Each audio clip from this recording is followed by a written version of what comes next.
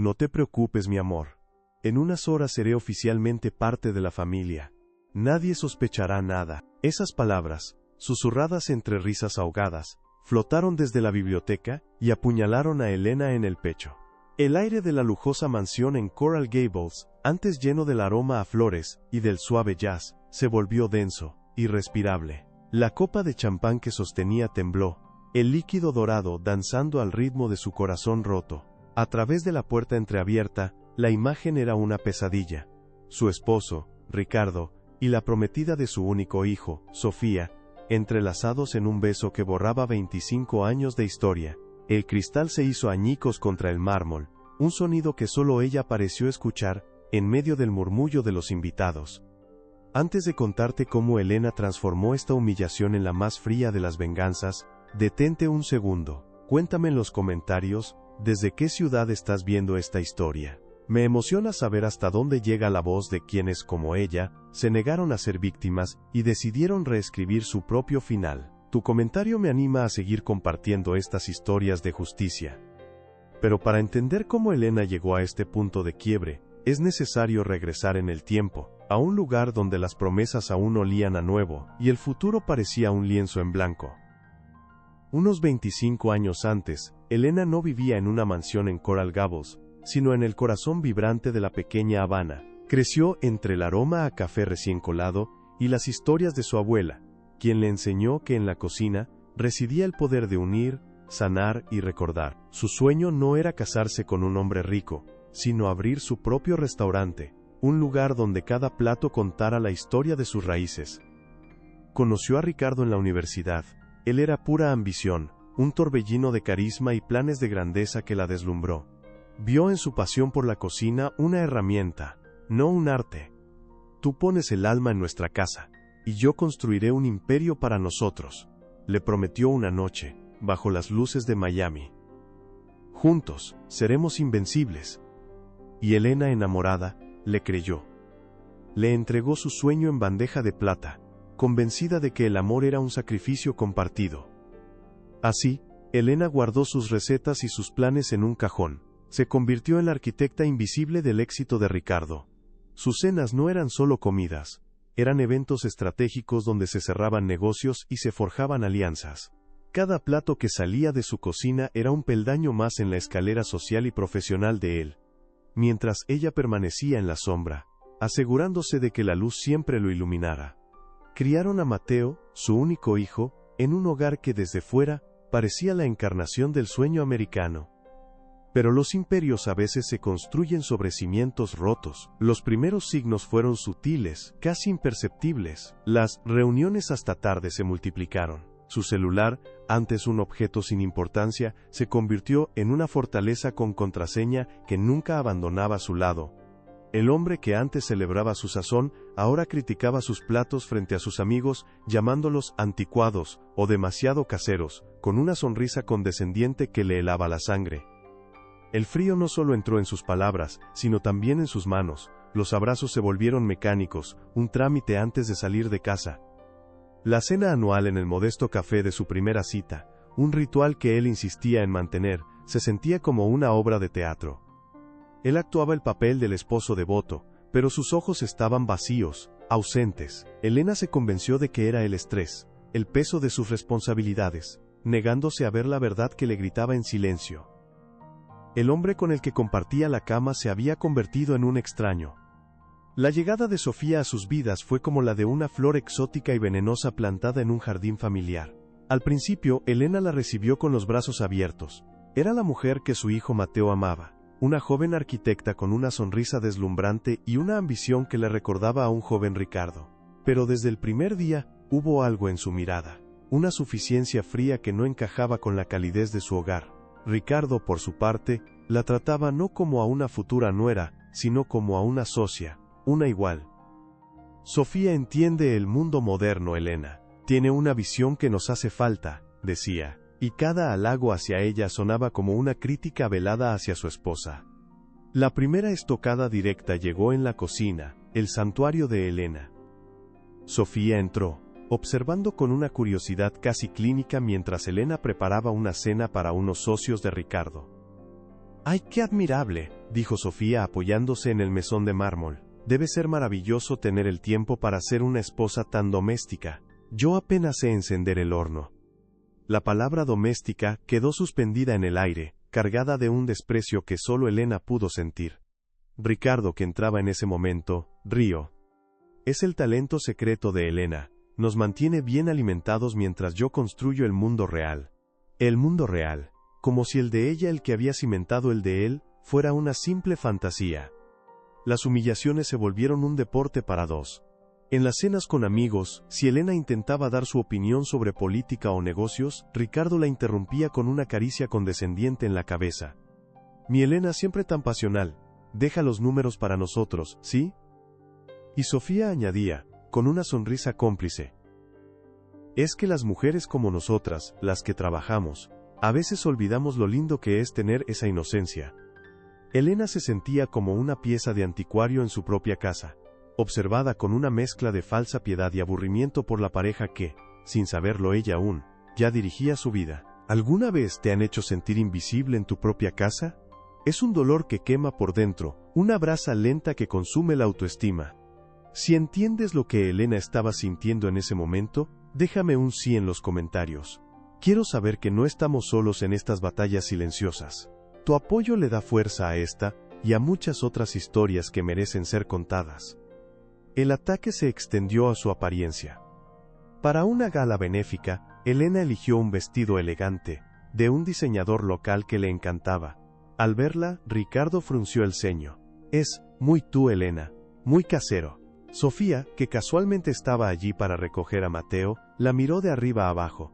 Oh, es un corte muy tradicional. Lindo, sentenció, y la palabra tradicional sonó como si dijera obsoleto. Esa noche Ricardo insistió en que Sofía se sentara a su lado en la mesa principal. Necesito hablar de negocios con ella, le dijo a Elena, relegándola a una mesa secundaria con las esposas de otros ejecutivos, un club del que ella nunca se había sentido parte. La planificación de la boda fue el escenario de la tortura final. Elena, que había soñado con organizar el matrimonio de su único hijo, fue sistemáticamente apartada. Queremos algo más contemporáneo, mamá. No te ofendas, le decía Mateo, repitiendo sin duda las palabras que Sofía le susurraba al oído. Una tarde, los encontró a los tres en el estudio, riendo sobre un catálogo de un chef de fusión molecular. Cuando Elena se ofreció a preparar el menú para la cena de ensayo, Ricardo le puso una mano en el hombro. Tranquila, mi amor, de esto se encarga Sofía. Ella tiene el contacto con el mejor chef de Miami, tú solo tienes que disfrutar y verte bonita. Y así, poco a poco, la despojaron de todo. De su voz en las conversaciones, de su gusto en la decoración, de su talento en la cocina, de su rol como matriarca. La convirtieron en un fantasma que deambulaba por los pasillos de una vida que ella misma había construido. Cada sonrisa de Sofía, cada gesto displicente de Ricardo, era un clavo más en el ataúd de su dignidad. Lo que no sabían era que no estaban enterrando a una víctima. Estaban forjando el acero de la mujer que, muy pronto, les haría entender el verdadero significado de la palabra pérdida. La noche, que hasta ese momento había sido una sinfonía de risas contenidas y el tintineo de copas, se fracturó en un silencio absoluto. El estallido del cristal contra el mármol fue un disparo en la quietud de la fiesta. Todas las miradas, antes dispersas, convergieron en un único punto. Elena, de pie, con la mano vacía temblando en el aire, frente a la puerta entreabierta de la biblioteca. El mundo se detuvo. El jazz pareció enmudecer. Cada invitado se convirtió en espectador de un teatro cuyo guión ella desconocía, pero del que, de pronto, era la trágica protagonista. El aire se espesó con una curiosidad mórbida, una tensión que se podía cortar con un cuchillo. De la penumbra de la biblioteca emergieron Ricardo y Sofía. Él, con el rostro contraído por la molestia de la interrupción, no por la culpa. Ella, con una serenidad casi insultante, se ajustó el impecable vestido blanco, una diosa de mármol inmune al caos que acababa de provocar. Ricardo fue el primero en romper el silencio, su voz untada en una falsa preocupación que era más hiriente que un grito. Elena, cariño, ¿qué pasa? ¿Te sientes bien? Se acercó a ella, pero no para consolarla, sino para controlar la escena, para apagar el incendio, antes de que consumiera su perfecta velada. Creo que has bebido demasiado champán, mi amor, estás pálida. Ahí estaba, la primera piedra, no una disculpa, no una explicación, una acusación. La convirtió a ella en el problema, en la mujer inestable que no podía manejar el alcohol. Elena no respondió, no podía. Las palabras que había oído en la biblioteca rebotaban dentro de su cráneo como balas perdidas. Asterisco. En unas horas seré oficialmente parte de la familia. Nadie sospechará nada. Asterisco. La miró a los ojos, buscando al hombre con el que había construido una vida, pero solo encontró a un director de escena desesperado por salvar su función. Vio el leve rastro de labial carmesí de Sofía en el cuello de su camisa, una mancha diminuta que era un universo de traición. Entonces Sofía dio un paso al frente, posicionándose no como la culpable, sino como la pacificadora. Su voz era suave, casi un susurro, pero cada sílaba era un dardo envenenado. «Suegrita, por favor», dijo, y esa palabra, suegrita, sonó como una burla, como si le restregara en la cara el título que estaba a punto de usurpar. «No hagamos una escena. Es una noche muy importante para Mateo, y para mí». Colocó una mano sobre el brazo de Ricardo, un gesto de posesión sutil y devastador. No era una amante escondida. Era la nueva reina, reclamando su trono frente a la monarca depuesta. El corazón de Elena latía con una furia descontrolada, un tambor de guerra en el silencio de su pecho. Sentía la sangre hervir, el aire faltarle en los pulmones. El suelo bajo sus pies parecía ondular, amenazando con tragársela. Por un instante, el mundo se convirtió en un túnel oscuro, con solo dos rostros al final. El de su esposo y el de la mujer que iba a casarse con su hijo. Quería gritar, abalanzarse sobre ellos, arrancarles esas máscaras de cinismo. El público esperaba el colapso, el llanto, el escándalo que les daría de qué hablar durante meses. Todos contuvieron la respiración, esperando que la presa finalmente se rompiera. Pero no lo hizo. Mientras el huracán rugía en su interior, algo más frío y poderoso comenzó a formarse en su centro. Fue como ver una tormenta desde la calma de su ojo. El dolor no desapareció, se solidificó, se transformó en un bloque de hielo, un diamante de furia pura y cortante. Su respiración, antes agitada, se volvió lenta y profunda. El temblor de sus manos cesó. Levantó la barbilla, y su mirada, que hasta entonces había sido de shock y agonía, se aclaró. Se volvió penetrante, analítica. Ya no era una esposa traicionada. Era una estratega evaluando el campo de batalla. Ricardo, al no obtener la reacción histérica que esperaba, se sintió incómodo con esa calma antinatural. Decidió dar el golpe de gracia para ridiculizarla y cerrar el episodio. Soltó una pequeña risa, condescendiente y cruel, y se dirigió a sus invitados como si Elena fuera una niña malcriada.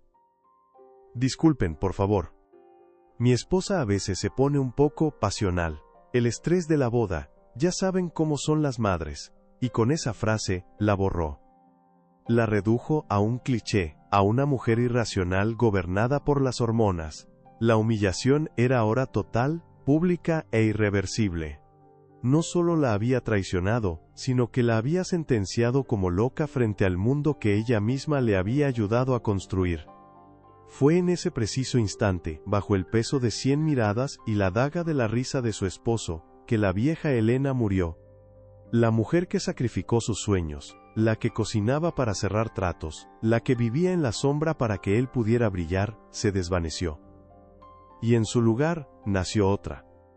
Una mujer que recordó las palabras de su abuela, una mujer que entendió que el amor no era sacrificio sino poder, y ella, silenciosamente, había acumulado más poder del que Ricardo jamás podría imaginar. Él creía que había ganado la batalla esa noche, lo que no sabía era que, con su crueldad, acababa de darle a Elena la única arma que le faltaba. La certeza absoluta de que no merecía piedad alguna. Mientras los murmullos de los invitados se convertían en un veneno que se esparcía por la mansión, Elena se dio la vuelta, no corrió, no lloró, caminó. Cada paso sobre el frío mármol era deliberado, un compás que marcaba el final de una era y el inicio de una guerra. Dejó atrás la escena de su humillación, el rostro confundido de Ricardo. la sonrisa triunfante de Sofía que vacilaba ante su inesperada compostura. Subió las escaleras en silencio, sintiendo las miradas clavadas en su espalda, pero ya no le importaban. La audiencia había visto el prólogo. Ahora, ella escribiría el resto de la obra a puerta cerrada, con la tinta de una furia helada. Al entrar en su habitación, el santuario que había compartido con un extraño durante años, no se derrumbó sobre la cama. Se detuvo frente al espejo de cuerpo entero, miró su reflejo, no para juzgar el vestido o el peinado, sino para encontrarse con los ojos de la mujer que la observaba desde el otro lado. Vio el dolor, sí, pero debajo de él había algo nuevo, algo duro y brillante como el filo de un diamante. La mujer sumisa, la que sacrificaba sus sueños por un imperio ajeno, la que perdonaba desplantes y buscaba excusas para la frialdad, había muerto en el salón, ahogada en una copa de champán rota. La que quedaba era Elena Fuentes, y Elena Fuentes no perdonaba. Los días que siguieron fueron una obra maestra de actuación. Elena se convirtió en una sombra en su propia casa. Jugó el papel que todos esperaban, la esposa devastada. Se encerraba en su cuarto, pedía que le subieran bandejas de comida que apenas tocaba, y respondía a las llamadas de amigos preocupados con una voz rota y monosilábica. Ricardo y Sofía la observaban desde la distancia con una mezcla de lástima y alivio. «Dale tiempo», le oía decir a él por teléfono. «Está destrozada. No será un problema». Creían que la habían quebrado. No entendían que las cosas más peligrosas no se rompen, se afilan. Pero en la soledad de la noche, mientras la casa dormía, la verdadera Elena despertaba. Se deslizaba fuera de la cama, no hacia el balcón para llorar, sino hacia el estudio de Ricardo. Ese espacio, antes un territorio prohibido lleno de asuntos importantes que ella no entendería, se convirtió en su campo de caza. Con guantes de látex para no dejar huellas, empezó su arqueología de la traición. Abrió cajones, revisó archivadores, encendió la computadora que él nunca bloqueaba, convencido de su ignorancia tecnológica. Y allí estaba todo, un mapa detallado de su deslealtad. Encontró los documentos de una nueva corporación, Morales Vargas Global Innovations. El nombre era casi una burla. Fotografió cada página con su teléfono, los estatutos, los planes de negocio, las proyecciones financieras que se alimentaban de fondos desviados de las cuentas familiares. Descubrió correos electrónicos entre ellos, llenos no solo de planes, sino de un desprecio abyecto hacia ella. «La vieja no sospecha nada», escribió Sofía en uno. «Sigue horneando sus pastelitos, mientras nosotros construimos el futuro». Cada palabra era un clavo, pero Elena ya no sentía el dolor. Sentía el peso del martillo que ahora sostenía en su mano. ¿Qué harías tú en su lugar? ¿La confrontación inmediata o la venganza silenciosa? Escribe en los comentarios qué camino tomarías. A veces, el silencio es el grito más poderoso. Su siguiente movimiento fue más audaz. Compró un pequeño dispositivo de grabación de audio, del tamaño de una moneda, y lo colocó bajo la mesa de la biblioteca, el escenario de su descubrimiento. Sabía que, creyéndose seguros, volverían allí para conspirar. Y no se equivocó. Esa misma noche, grabó una conversación que helaría la sangre de cualquiera. «Una vez que nos casemos y el dinero de Mateo se fusione con el nuestro, convenceré a Ricardo de que interne a su madre», decía Sofía con una calma escalofriante. «Diremos que la humillación la hizo perder la cabeza. Será fácil. Nadie duda de una mujer rota». Ricardo no la detuvo, solo rió, una risa grave y cómplice que selló su destino. Con las pruebas en su poder, Elena activó su red. No llamó al abogado de la familia, un hombre que le debía su carrera a Ricardo. Buscó en su agenda un número antiguo, el de Ana Rivera, una compañera de la universidad que se había convertido en una de las abogadas de divorcios más temidas de Florida. «Ana, soy Elena Fuentes», dijo cuando contestó, su voz firme, sin rastro de vacilación. «Necesito que me ayudes a desmantelar un imperio». Durante una hora, le expuso los hechos, enviándole las fotos y los archivos de audio. Al otro lado de la línea, el silencio de Ana se convirtió en una admiración casi palpable. «Elena», dijo finalmente, «no vamos a desmantelarlo, vamos a transferirlo a su legítima dueña». El último paso fue contactar a su verdadero aliado, el único hombre que conocía su secreto, el señor Benítez, el asesor financiero que la había ayudado durante años a gestionar las ganancias de Delicias Fuentes, le explicó la situación sin adornos. Necesito que prepares un informe completo de mis activos, y quiero que estés listo para mover cada centavo en el momento en que te dé la señal, le ordenó. Benítez, un hombre que había visto a Elena transformar un pequeño negocio casero en un portafolio multimillonario, no hizo preguntas. A tus órdenes, jefa, respondió. Con su ejército de 2 personas listo, y su arsenal de pruebas completo, Elena volvió a su papel. La mañana de la boda, que todos asumían cancelada, bajó las escaleras. Llevaba un vestido sencillo y elegante. Su rostro estaba sereno. Ricardo y Sofía, sentados en la mesa del desayuno, la miraron con sorpresa. He estado pensando, dijo ella, su voz suave como la seda. La vida es demasiado corta para el rencor. La boda debe continuar. Sus traidores intercambiaron una mirada de triunfo incrédulo. Creyeron que se había rendido, que había aceptado su destino como la matriarca olvidada. No se dieron cuenta de que no estaba ondeando una bandera blanca. Estaba encendiendo la mecha. Y la explosión sería magnífica. El salón del Hotel Biltmore, con sus techos altos y candelabros de cristal, estaba bañado en una luz dorada. La boda contra todo pronóstico se había celebrado. Ahora durante la cena Ricardo se puso de pie, alzando su copa de champán con la arrogancia de un rey que se dirige a sus súbditos. Sofía lo miraba con una devoción calculada, su mano sobre la de él, una imagen perfecta de triunfo. Los invitados, ajenos a la tormenta que se gestaba, aplaudieron. Ricardo comenzó su discurso, hablando de amor, de nuevos comienzos, de la unión de 2 familias poderosas. Cada palabra era una mentira pulida, un insulto envuelto en seda. Elena, sentada en la mesa principal junto a su hijo Mateo, lo observaba con una calma que helaba la sangre. No tocaba su comida. Solo esperaba, y por eso, continuó Ricardo, su voz resonando en el salón, quiero proponer un brindis por mi nueva y maravillosa hija Sofía, y por el futuro brillante que construiremos juntos. Los invitados levantaron sus copas, listos para sellar el pacto. Pero antes de que pudieran beber, una voz clara y serena cortó el aire. Antes de que todos beban por ese futuro, me gustaría decir unas palabras. Todas las cabezas se giraron hacia Elena.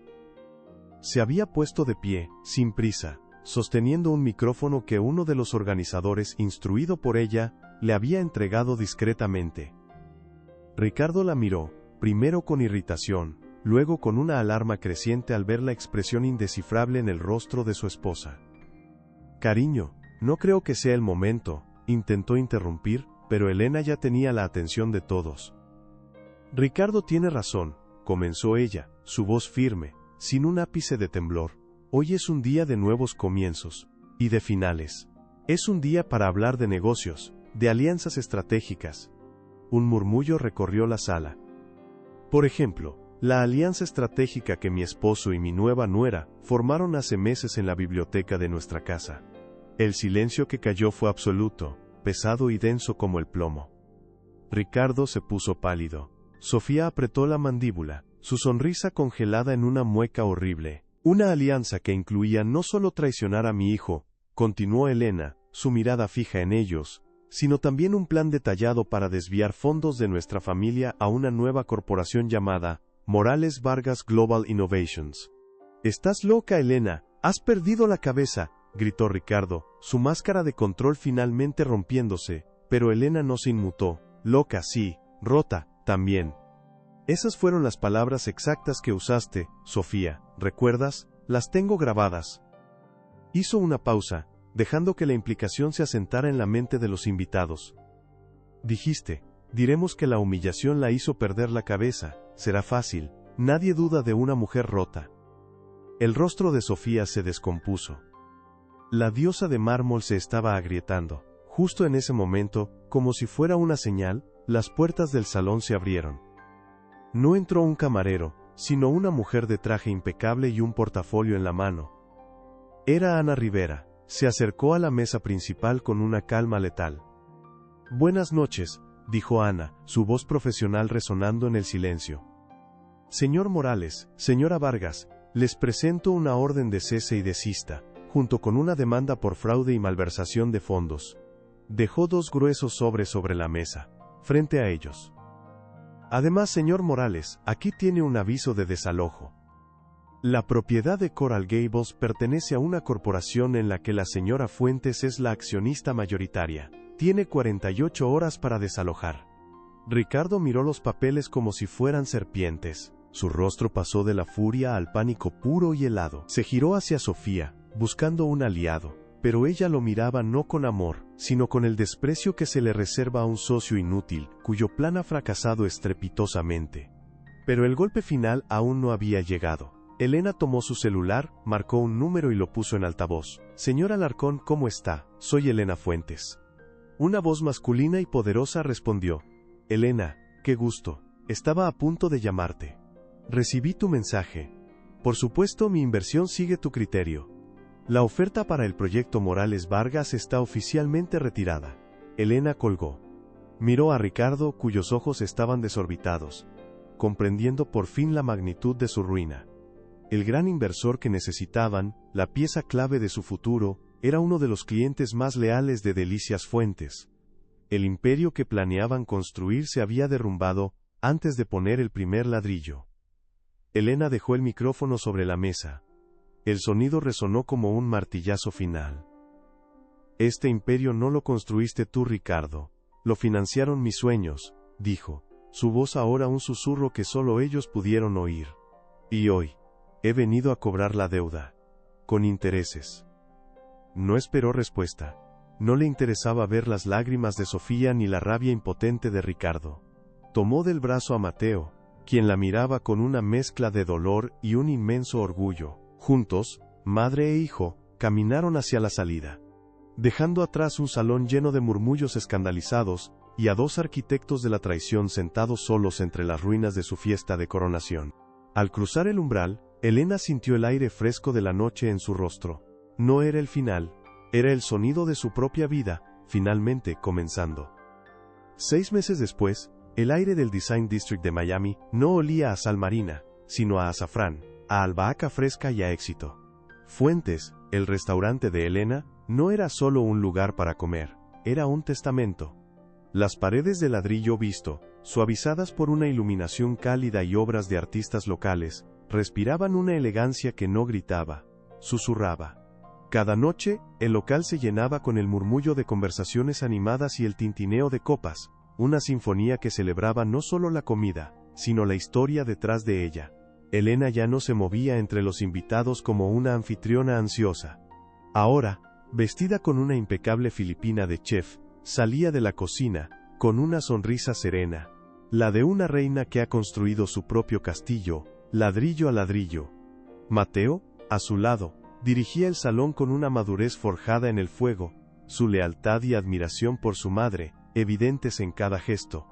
Habían perdido una familia rota, pero habían ganado una sociedad inquebrantable. Aquella noche, mientras la brisa de Florida acariciaba la terraza del restaurante, Elena compartía una copa de vino con Daniel, el arquitecto que había traducido sus sueños en espacios. No hablaban de negocios ni del pasado, hablaban de arte, de viajes, de futuros posibles. Su conexión era tranquila, una corriente subterránea de respeto mutuo que no necesitaba grandes declaraciones. Fue entonces cuando ella lo vio. Abajo en la acera de enfrente, una figura esperaba bajo la luz de una farola. Era Ricardo. Su traje, antes un arma de poder, ahora le quedaba grande, como si el hombre que lo habitaba se hubiera encogido.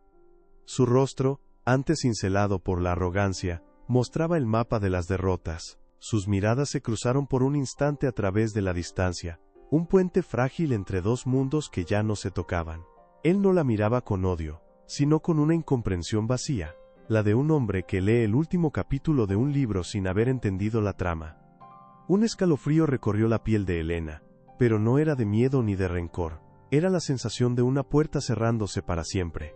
En ese instante, al ver al hombre que había definido su vida durante 25 años convertido en un extraño anónimo en la multitud, no sintió nada.